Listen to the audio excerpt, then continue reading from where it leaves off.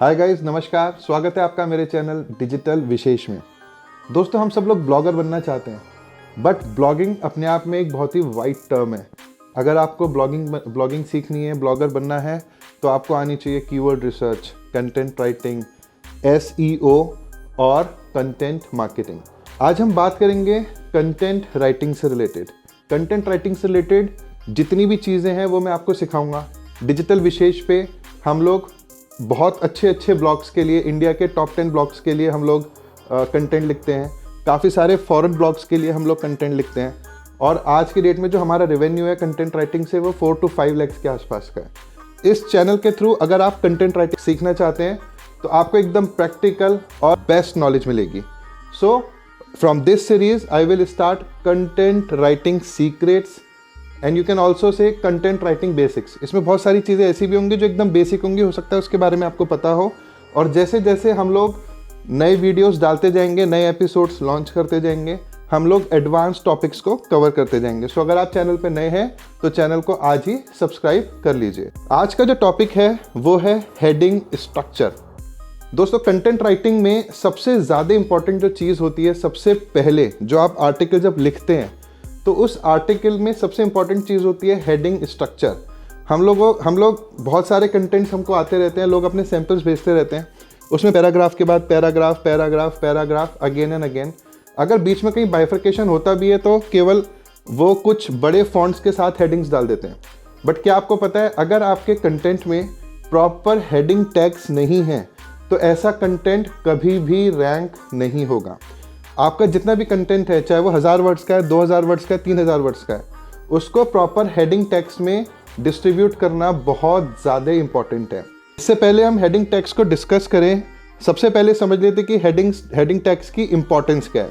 सो अगर आप right heading tags use करेंगे तो आपका यूज़र एक्सपीरियंस इंप्रूव होगा, कंटेंट का रीडेबिलिटी स्कोर इंप्रूव होगा, आपका कन्वर्जन बढ़ेगा और फाइनली सर्च इंजन्स को आपका जो कंटेंट है वो ढंग से समझ में आएगा।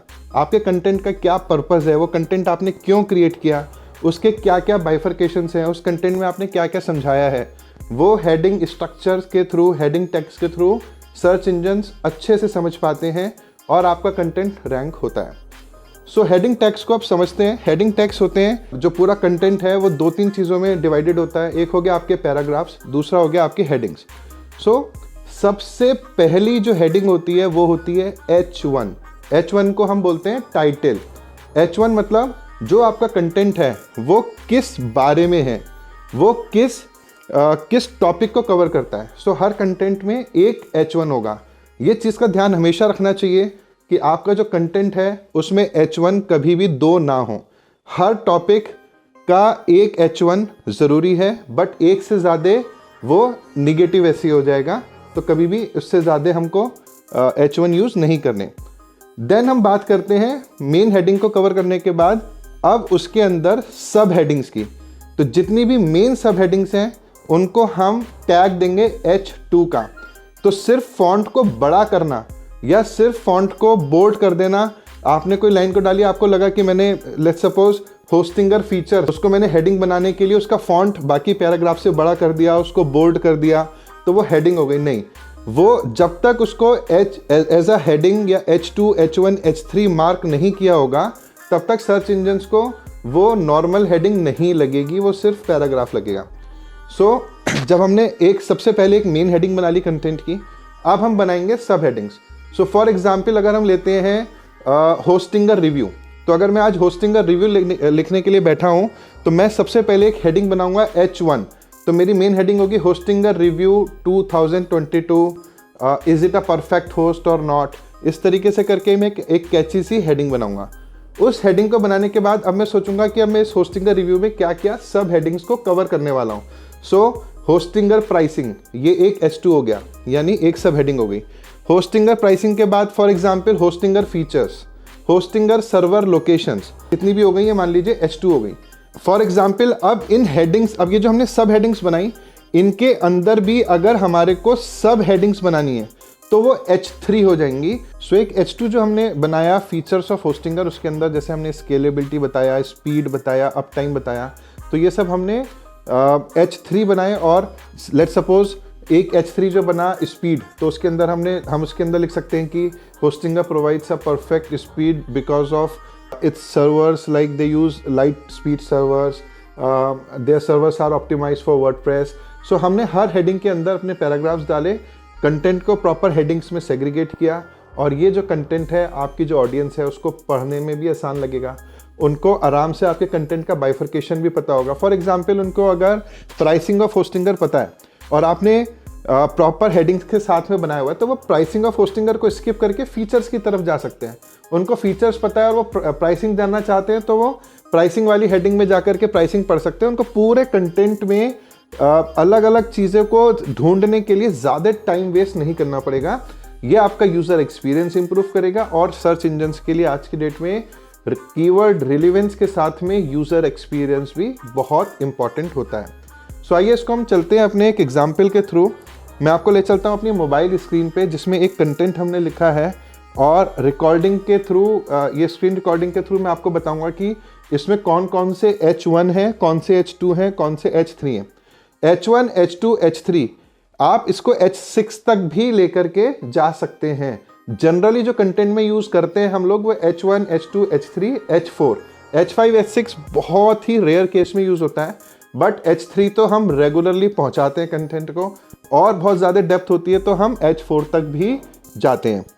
और हम देखते हैं ये हमारा जो कंटेंट है, इसमें आप देख रहे होंगे सबसे ऊपर लिखा हुआ है कीवर्ड सर्फर, ठीक है।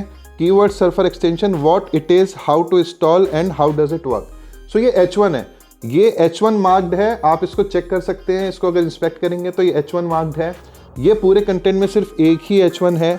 और अब सर्च इंजन जब यहाँ पे आएगा तो उसको पता है कि ये जो आर्टिकल है वो कीवर्ड सर्फर एक्सटेंशन के बारे में है। इस पे हमने व्हाट इट इज़, क्या है कीवर्ड सर्फर, ये बताया हुआ है, इसको कैसे इंस्टॉल करना है ये बताया हुआ है, और how does it work, keyword surfer कैसे काम करता हुआ है ये हमने बताया हुआ है।